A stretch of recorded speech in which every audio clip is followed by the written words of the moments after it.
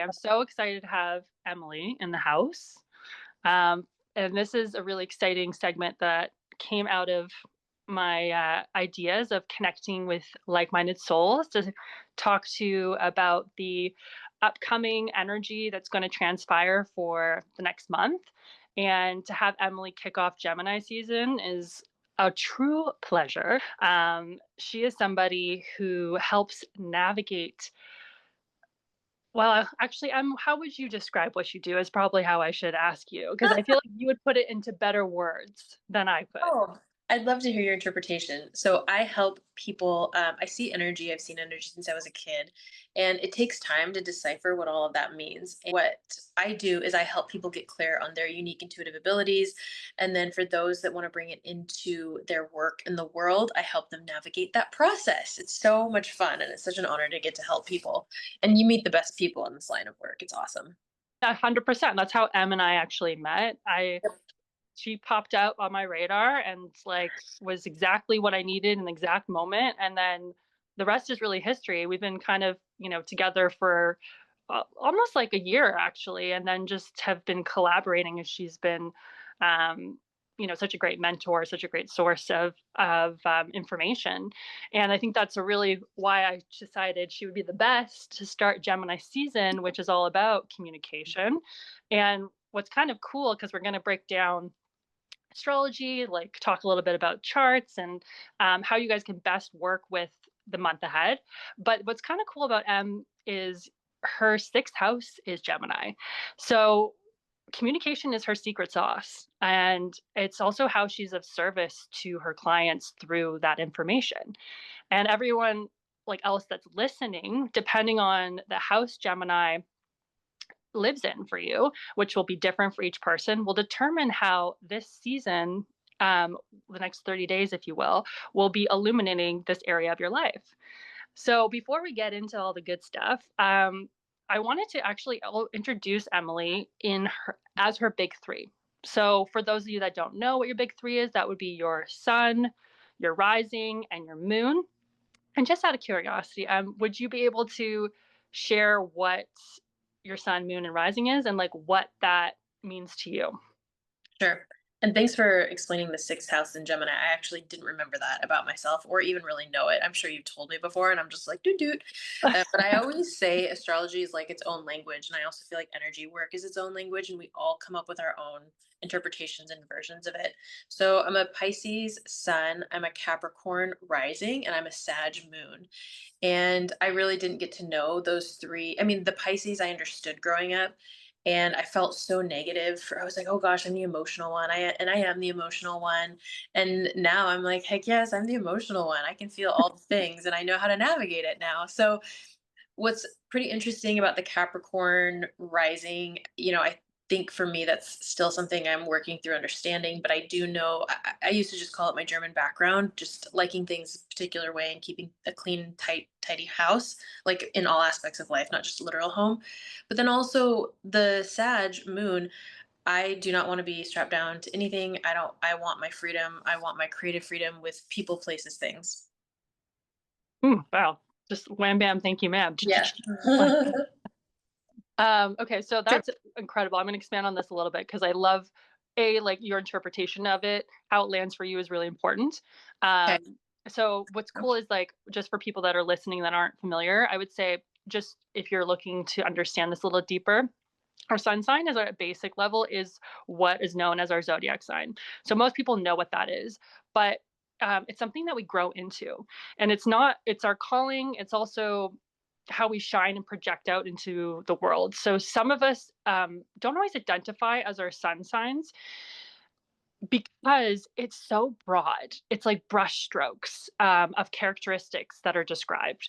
But when you think of your sun sign, it's like the starting place, and Mhm. it can offer insights, but it's not the whole fullness of your unique personality or journey, so to speak. Okay. So, what's kind of cool about being a Pisces sun is it is the archetype of the mystic. Mm, So I'm sure you're familiar with some of the characteristics of intuitive, creative, sensitive, as you said. mhm, And it's the last wheel of the season, meaning you have this ability to understand and empathize with the human condition and experience because it's like we're at the end of the cycle, but we're also at this stage where you're closer to the divine, right? So like that, it's like that transcendence of like, okay, I understand the human conditioning, like the suffering, but I'm also like the last, like almost close, like to not like literally passing away, but you know what I mean, Yeah. passing forward or something, right? So it's Yeah, like the interesting. symbol for you is like the two fish, and it in the Pisces, it like it represents the duality of existence. Mhm. So a fish swimming upward toward the heavens, spiritual realm, and then the other swimming downward toward earth, material. How does Oh, that? Yeah. How does that sit with you? well, that makes a lot of sense because part of the work I do is I help people ground energy work into reality because we can't be too much of, well, we can be whatever we want to be, but it doesn't behoove us to be too much, attempt to be too much spiritual or just be too much human. The two really go hand in hand. It was funny when you said we were the last one in the zodiac. Did you say wheel or something like Yeah, that? the wheel. Yeah. The wheel. I got this Four seasons. I got this visual of a train going through like beautiful mountain scenery, and it's bright, it's beautiful out, it's sunny. Like Pisces is the caboose, but I feel like I'm like holding on to the train, arm in the wind, smiling, like wee. Like at this point, we're just like, screw it all. We're just gonna enjoy the view. We're along for the ride. No, that's You perfect put it so imagery. much more eloquently of it being closer to the divine, and I'm like, well, No, no, no, open to interpretation, right? Like this is how it feels in you and how it like it emotes out of you, right? So I'm yeah, just speaking about Pisces in its essence form, but of course, like where it is love in your it, chart, it's how it plays out. So love it. just to give the viewers a little M's got in the third house, so like intuitive communication is just like in her back pocket. And it's definitely part of her ability to help us connect to our own communication skills through our own intuition as well, which is incredible, but a muscle that you like to activate, like going to the gym and stuff. Okay, so for people listening, I did not realize we'd be going into this kind of these layers, and I think this is really cool. For people listening, what can they look at in their chart that's in their back pocket? Like their little, if for me it's intuitive communication in my, you said in my third house. Yes, So what can people look up and be like, "Oh, this is in my back pocket." For that's a really great question. Um, I guess in a sense, like where your sun sign lives is also like where you shine, right? Where you illuminate, where you project out, and it's part of your being, but it's also part of like what um, you're evolving into and becoming. so it's where your sun sign sits. That can be part of it, yeah. Like, I think Okay. where your back pocket would be is, like, when I look at someone's chart, I would look at where, like, there's some harmonious aspects, like specificity, where it could be like I'm trying to, like, give something very tangible here because I know I'm just speaking very vaguely, but, because it is what it is. M is like everyone's chart is like a snowflake. It's so unique. So to say, like, to narrow in on, like, one thing that everyone would have in their back pocket is hard to convey because it's Okay. like it would be a little slightly different for each person. But again, your sun sign in the house that it lives in is part of your way that you're like showing up and showing out. Mhm. Mhm. Yeah. Powerful. Yeah. Power. And Okay. also, I should probably say, because Pisces Hala is like a big theme for everyone, over this next year and a half. So just talking about this is helpful for people to understand this energy because having the North Node, which for anyone who's listening that doesn't know what that is our growth point. That's where we are like headed. Everyone is headed in the Pisces direction in their chart. So looking at where Pisces is in your chart can help you understand where to focus your time and energy. And so for M, particularly, it's going to be themes of communication. It's going to be about like even being out online more, sharing more, being like probably stuff has kind of come through with her neighbors, her neighborhood, things of that nature, like maybe short trips, those sort of things. That's so weird because my neighbors and we got together for game night the other night. We haven't done it in so long, and we're like, we're doing this every month now. Okay, so but the other piece you said, I want to touch on something here because I intuited messages from spirit, spirit being the activation of source energy. It's my personal belief everybody does. We all just have varying interests. Therefore, what we interpret or intuit may be slightly different. So, none of it's better than the other. That doesn't exist in the spiritual realm. One of the trends I've been hearing about for a while from my own guides and spirit team has been how mass consciousness is, especially in the next 3 years, is really going to be seeking like their inner world for the first time that we've seen in a long time, which is really not that long if you think about the Earth's timeline. But anyway, and everyone who has been doing their own inner work and is feeling the call to share their work, or they've been doing healing work and energy work for a while, they're really going to be needed in this world, like really needed in this world. So I hear these messages and then you tell me the astrology behind it. And I'm like, of course. So the way the nodes of fate are for the next year and a half, I think you said, Mhm. it's definitely going to, it, the guys are using this term, they're just like gently force people in that direction. So, 100%. This is the year and a half of following your soul, like following your intuition, following your inner mm, guidance that doesn't always logically make sense. And so it is uh, ever like when does it ever. logically make sense? But I use that word like specifically because the South Node's in Virgo, and Virgo is all about logic, like writing it down, like organizing it, right? And I have was born with my South Node in Virgo, so I'm having what's called a nodal return this year and a half. So it's really is about releasing more and leaning more into it, and that's also why Em and I are such a great fit. When I found her as a mentor initially, now I call her a friend. Is when somebody you meet on your life is the sign of your north node, your personal north node, not the one that's right now, which is like because they change every 18 months. So obviously, when you're born within the 18-month window, you have a specific one that you have in a lifetime. And then obviously, we have a transient one that will shift because nothing is static. My north node is in Pisces. So I was born with that. So meeting M was very fortuitous because it helps you lean more into those attributes to help you feel more fulfilled in your life. So it's kind of Mm. cool when you know what your north node is in general, because the people that show up in that sign are there to teach you in a bigger way. You need to be walking around and instead of saying what's your favorite movie, what restaurants do you like, we need to be like, where's your nodes? Yeah, exactly. Like also like can like because they're basically expanders, and I'm like, where's my expander? Well, that kind of, yeah. Sometimes we want expander, sometimes we want not that. Yeah, fair enough. Fair enough. Yeah, yeah, yeah. Time and a place. Yeah.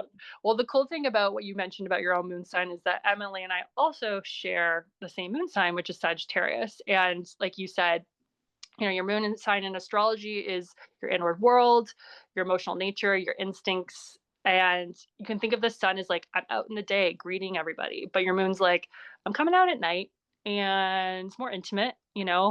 Um, your moon definitely needs to be fed because it represents your emotional nourishment and your inner safety.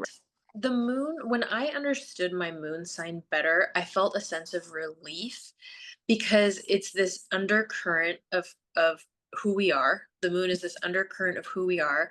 And it's almost like for so long it was hard for me to explain Mhm. how, why I went against the societal grain in a lot of ways. And so understanding my moon really helped me be like, oh, well, this is just how I'm built. This is how my soul decided to incarnate and build itself. 100%. Yeah, the restlessness, like the feeling of I don't know, for me at least, I know that I feed it by like going on a little adventure, whether it's a side little road trip or going to have a new experience where I can immerse myself in something and learn something so that Yeah. I can help me shift my perspective. I love nothing more than when someone expands, like, and I use that word loosely because I know expanding can be like growing pains, but I think in a way where it feels like really, it's like an imagery of like your frontal lobe just kind of like, like kind of Hmm. I'm like, "Wow, tell me more. I wanna learn Yeah. more." Like, I can't get enough of that, right? That's awesome. That's awesome. Okay, and then your rising sign, which is also called your ascendant, in what I like to also note as, like, your aura. Mhm. Um, it's like the Mm. way we appear like, to others at first, like, when we meet them, and it's, like, can be our physical appearance as well. It's our initial reactions to new situations, It's like what you rise and shine, like how you get out the door. It sets Hmm. the tone for your life. Jeez. Right, yeah, it's a big thing, right? So you can think of it as like the vehicle driving your sun and your persona, your moon, your emotions on the journey called life.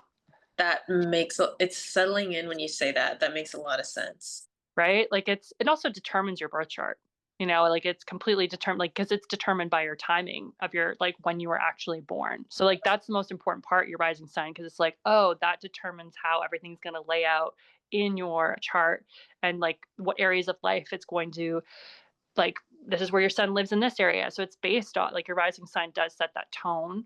Essentially, it's like the lens at which, like, you're navigating the world too, like, and interacting with Right. it. So it's kind of funny because I was like laughing as I was prepping for this because I was like, as a rising Capricorn, Mhm. which listen, like I'm ruled by Mercury and like Jupiter and all this stuff. I needed Emily, like I needed her Capricorn energy in my life. Mhm. But it's like the archetype of the authority, but the father figure, the daddy. Oh, Like that's right.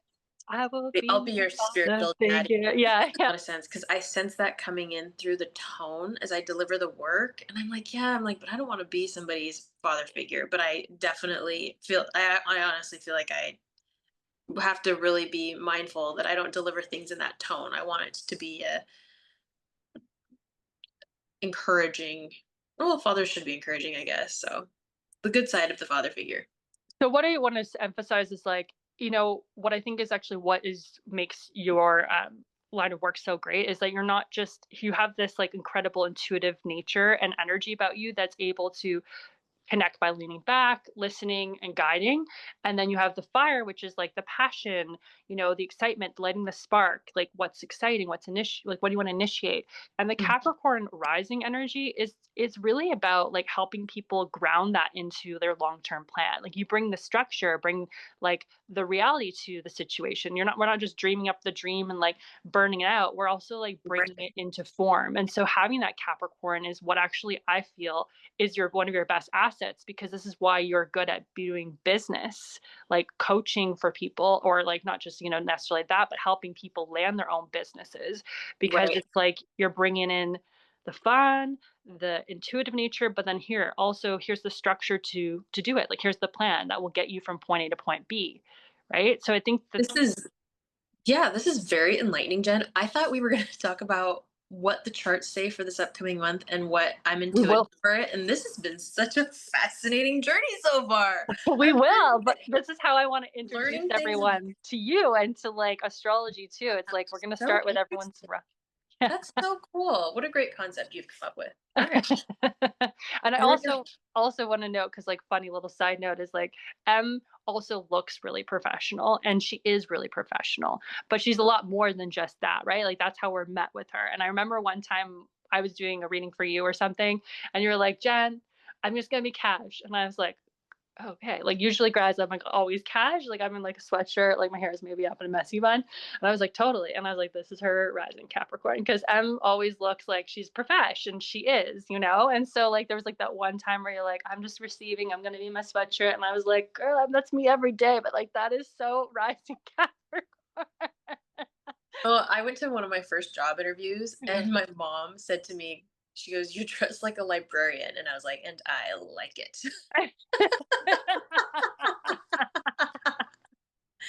They need to take me seriously because I don't Yeah. know what the heck I'm gonna do once I get this job. Yeah. Oh my God. So good. So good. Cool, cool, cool, cool. Cool. Okay. Now we're just going to get into the season of Gemini a little bit so you guys can check out to know what to look into, how to work with it, maybe some takeaways. Awesome. Em's going to share her like take on it and from, spirit, from in her intuition, how she Mhm. does it, all etc.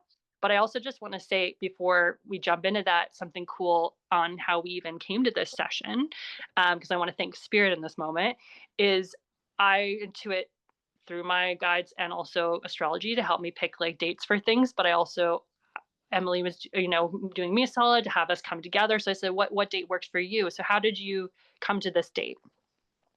So I teach the inner light framework, which is everybody, we all talk about going within, but to go within is that's how you become a master of your energy, is not just going within, but learning how to operate from that place. It's your place of stillness, silence, light, integrity. It's how your life begins to more gently unfold with you. Whereas if you're someone who feels like you've been kind of tugged by life, or you feel as though you've been pushed by life, and you're like, you know what, it's just kind of time for me to settle in and just to feel more inner peace, and as though I'm the painter of my masterpiece.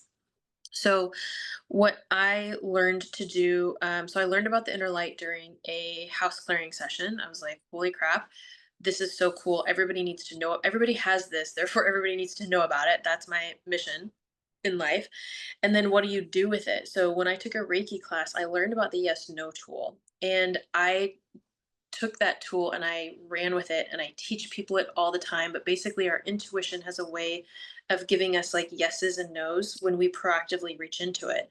So you can use this tool for any question you want to. And I highly recommend that you do. I highly recommend that you use it for anything and everything, just so you can learn your own personal intuitive language. That's how it becomes easier, especially when we start to navigate the bigger decisions in life. So, what I do now is I intuitively book everything from doctor's appointments to hair appointments to you name it. I feel into my light, and I look at the calendar, and I'm at a point in my life where now I pretty much exist in my light. So I look at my calendar and it lights up the date and the time, and then we go from there. So That. And I'm glad you walk people through that because I've Em's taught it to me in a way that feels really integral, how we access our power. And I right. feel very confident to lean back and receive and use both the tools of my intuition and astrology to help me navigate like what dates, what's the optimal time, place, etc. But what was really cool about this, and I just want to share with you guys, is anytime you start something, a project, a relationship, whatever sign the moon is in is going to dictate the tone and energy of it. Oh, interesting. Okay, so you're That sorry. can we ever change that if we want to? You can select the time. Like I look at my calendar, I see what the moon's in. I know what house it's in. I'm like, okay, the moon's in Virgo. It's in my fourth house. Like I'm busy. I'm gonna be at home because like that's when I know I want to be at home doing my own thing. Oh, cool. The moon's in my 10th house, which is where you want to be seen out in the world, like Pisces. Oh, I want to like that's when I want to show up, whatever, etc. So, Okay, so got it. today, your team, our team, decided to do it on the Libra moon, which is so on point because Libra is about connection, harmony, and like conversing in like a very like way that feels good to both of us. But what's even more specific about this is M's moon, or where Libra is in her chart, is in her 10th house. So when the moon's in Libra for you, this is a good time for you to do like be visible, right? To be visible, to be showing up in the work that you do, connecting. And for me, it's in like the area of self-expression and like being present in the moment. So it was like really cool that it started this way because it's like, Okay. go ahead. So the that's interesting because I'm in my almost near my ovulatory phase Hmm. cycle, which is when as women we feel most comfortable showing up, you know, we're shining bright. The other thing is we chose this date a while back. It doesn't mean everything goes perfectly. Just because we choose like a good aligned Well date, said. that does not mean life just rolls out this golden carpet and everything's perfect. Remember, it's that duality of the human experience plus the spiritual, like it's all intertwined. Okay, so getting back to this. So now I'm thinking, because our cycles are ruled by the moon. Hmm. Hmm. So, and you're going to have to help me put this mathematical equation together, but so now does this mean how often is my moon in Libra? And now I'm like, wow. So does this mean every time my cycle, the part of my cycle happens where I've completed the release, do I always enter into that Libra moon phase? Oh, that's a really good question. Of course, someone listening to this, wherever their moon optimizes this, it's like, does that happen right at the beginning of their cycle? The moon changes every 2.5 days into a different sign. So Okay. ideally, we've had the moon in Libra since yesterday. The Today, moon is busy. yeah, A right. lot of So stuff the going on. Yeah, of course. So like every planet like it moves very like some move like molasses like Pluto. Like they 20 years in arena of your chart. The moon is like beep bopping around your chart every 2.5 days. It's like I always work with clients like on my privates and et cetera, and I provide a chart for them so that they know like, okay, the moon changes every 2.5 days. Okay, this is what sign the moon's in. Okay, this is where it is in my chart. So this is like a good time for me to do this or do this or do this. And to go back to your question about cycles for women and if menstruating and everything, um, I don't know about you, but my cycle changes. It's not always the same time and in the same place every month. I wish it was, but it sometimes gets has its own mind of its own. The moon in Libra won't always like more or less be in the same time zone, but not always, you know? And so that's why I kind of actually use this app called iLuna, and I defer to that for my clients to look at it too, just to see like where the moon is and what sign it is for themselves. And then they can defer to their chart. Kind of cool to know like, hey, this is where the sun is in my chart so that I can spend 30 days kind of focusing on that and growing in that way. And then here's the moon's be bopping around. So it's like helping you, um, you know, march to the own beat of your own drum, so to speak. Hmm. Hmm. Okay. Okay. So the sun is going to be in Gemini, and this brings sort of the energy of buzzing, right? The bee energy and the travel, the chatter, acting on new ideas that fuel your spark or your Cool. curiosity.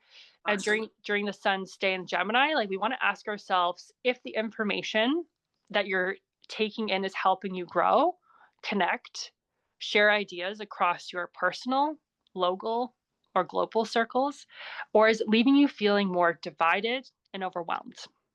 Mm. Okay. Yeah. That makes a lot of sense. This is very interesting. I have a question for you because so one of the energy trends I've been seeing for the last, I don't know, I feel like it's been a while now. I feel like it's been building. It's like a needle, threading a needle into a pattern that really only comes together towards the middle and the end, right? Like if you're sewing a whole if you're sewing a onesie, if you're sewing a whole suit with pockets and everything, you can start threading the needle, but really it doesn't all make sense until you kind of get halfway through it towards the end. So my point is I've been seeing that people their discernment is becoming more clear. People are, from online to personal interactions, we can't not see the truth now as a collective. Mm, mhm. When you say that, that's what's coming through. And I'm like, wow. So now we're in this season where it's going to be really explicitly heightened.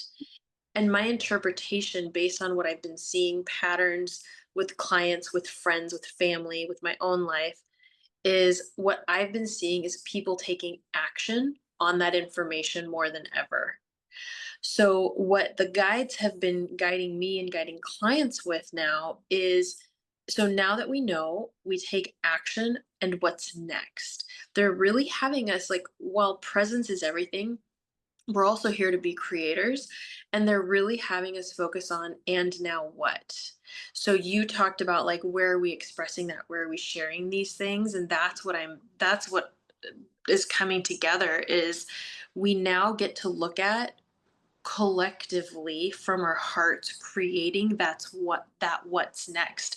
And when we do it for ourselves, we do it for others, because when we do it for ourselves, there's a softness, there's a clarity, there's an ease. We realize it's not we're no longer swimming upstream. And so this clarity people they're finding their voice, they're finding their wisdom, and now they're doing things with it. It's really creating this powerful ripple effect where it's easier for them to be, again, this term masterful. When the guides use the term master, all that they mean is they want us to understand that we have more clarity. Like that's what this is.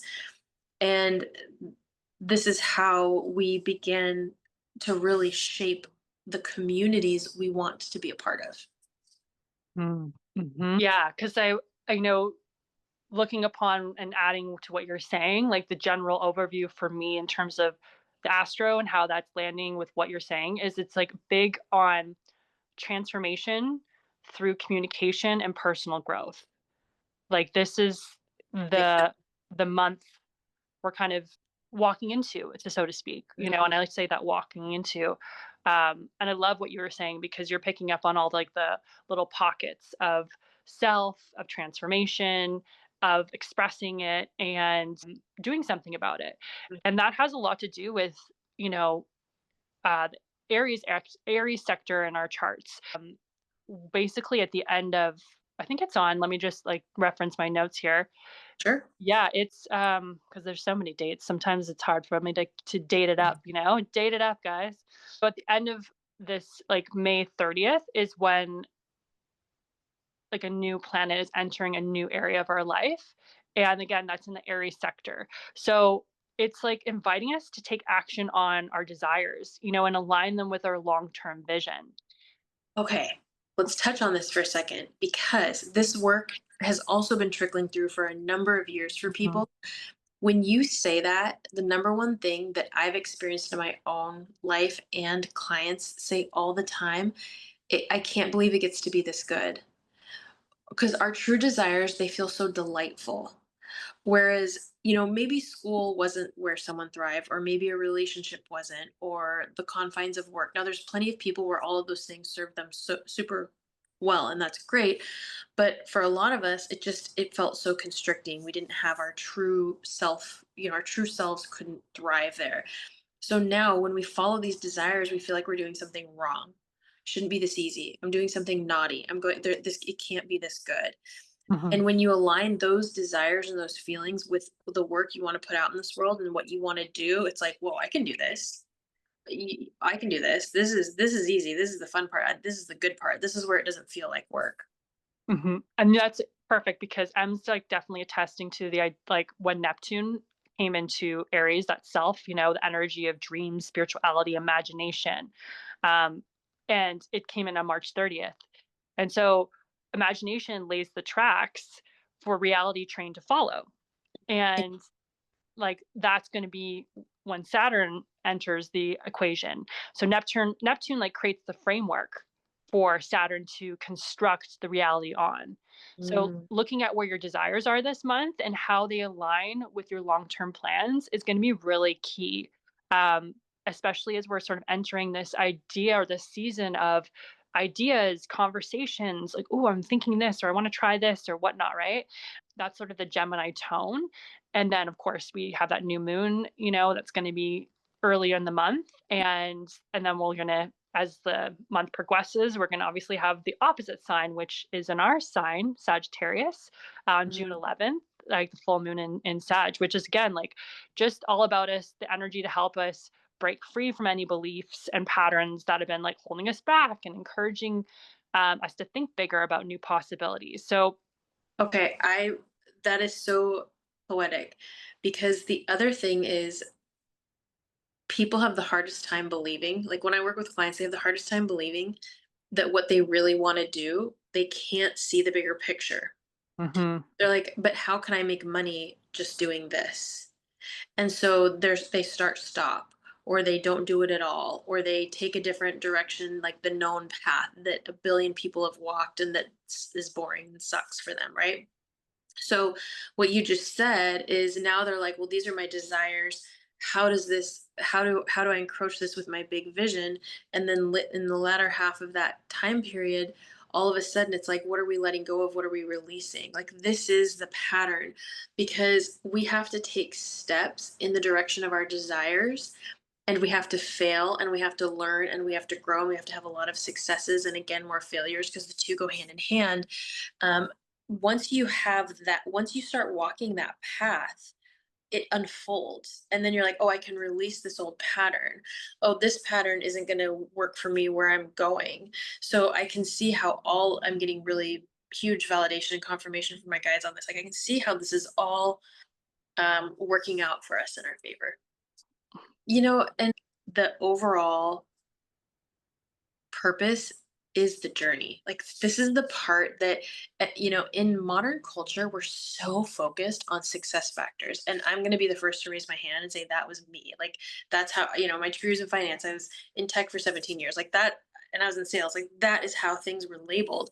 And I had such a I mean I went through a massive death and rebirth with my business. I knew I was sorting it out. I was sorting it out publicly. And it's weird to answer your call and you kind of like it's like when the bowling ball lanes have the bumpers in them. It's kind of that experience. I just want to tell people it's okay to show up for this and not have all the pieces put together, Mhm. because I think people who are showing up for their work in this way are actually building a different path for the world.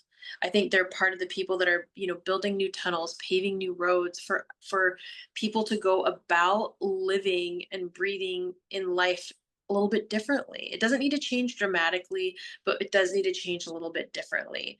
So that's, I felt such a huge call to business, and I couldn't put I was like, business. I was like, I teach energy work and energy healing. What's this business? So I tried these different avenues, and then all of a sudden I was like, well, wait a minute. No, I help people grow and structure their business that's in alignment with their unique energy. It doesn't matter what the business is either. I mean, I've worked with people all different types of businesses. So, but it took me a long time to kind of circle back to that. So, my point in sharing all this is for the people to realize, if you feel like I've got this idea in my heart, or maybe just it's a feeling yet you don't even know what it is, just keep trying things on for size. Follow the things you really love and know that what you don't like is going to fall away, and what you do like, you're going to get ultimate clarity on by taking those steps. And I mean, Pluto in Aquarius is demanding it, guys. It's demanding that we Ooh. transform the way that we show up authentically in our community and ourselves.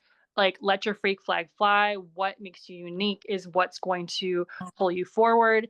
We're changing the vision. We're changing the way that we're taking these steps. There's so many different pockets and elements in our charts, in our lives, that help us understand things, A, from the bigger picture, and B, how to understand this on a level that's like making us more conscious. Because I always like to say your chart is, you can go through the process or you can grow through it.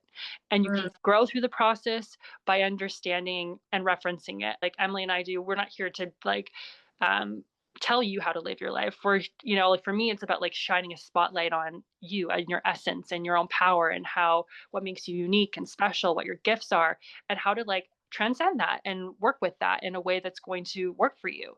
Because mhm, like I think the biggest fib is that life has to be a certain way or feel a certain way. Like, I think that we are always going to ebb and flow. Nothing's like a straight and narrow linear thing. That's how we become wise and make decisions. We don't know our boundaries until they're crossed, etc. But it's definitely so much more beneficial, and I feel like helpful to like kind of be able to work with the energy by understanding it, and kind of like zooming out.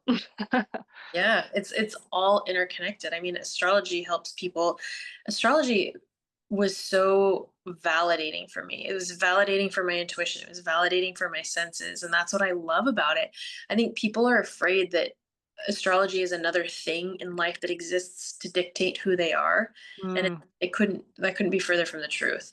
So I love it. I highly recommend anybody who's curious about exploring it. I mean, to work with you, you're phenomenal at it. The other thing that I love about the way you talk about astrology to someone when it's their chart specifically, and I've had you come to my group sessions and work with people, and they rave about you and they want you back. And, you also work with your own intuition to intuit what needs to come through. And it's funny because it's so unique to you. I can't even ever repeat it, right? I'm like, what was that, Jen? Whatever you just said, which was so eloquent, I just couldn't repeat a darn thing if I tried. So it's a very powerful tool. Different languages for different folks, you know? I don't wanna keep you any longer because I know you have a session after this, but before we sign off and seal delivered to everyone, giving you guys, what would you say, um, is something that for anyone who's listening would be a good thing for them to lean into this month? What would be something that's good for them to sort of lean into, or a takeaway that you feel would be a good Oh, are you ready for this? I don't know if you're ready for this. go? This is actually one of the hardest things for people to do. Okay, I'm here, ready, listening. Lean into having more fun. having more fun. So this means you're like, okay, well, what's fun for me? What's fun I can do alone? What's fun I can do with other people? And then most people are gonna have to write it into their calendar or their schedule because everyone's too focused on their to-do lists and the things they have to do. And then they save the fun for like, okay, I'm gonna go to dinner out with so and so. You have to create more pockets of lightness and fun. It will do magical wonders for your earthly experience. I want to hear it. Like, come into my DMs, email me, start implementing more fun into your life and see what happens. It's almost scary. This is the year of where nothing is planned and everything is possible. Oh, I love that, Jen. What a great note to end on. Thank you so much for this wonderful conversation, for you bringing your gifts into this world and helping so many people. Girl, it was a pleasure, and I am so glad that the universe brought us together. I mean, I cannot get enough. If I could, I would spend all the time talking to Em, but I respect her time and her energy, as she always says, "Your energy first." Um, It's true. It's yeah, true. yeah. True. So I will love you and leave you. Have a beautiful Likewise. day. Thank you so Yeah. much for being here. This was so good. It was amazing. Thank you. Enjoy the rest of yours. Bye.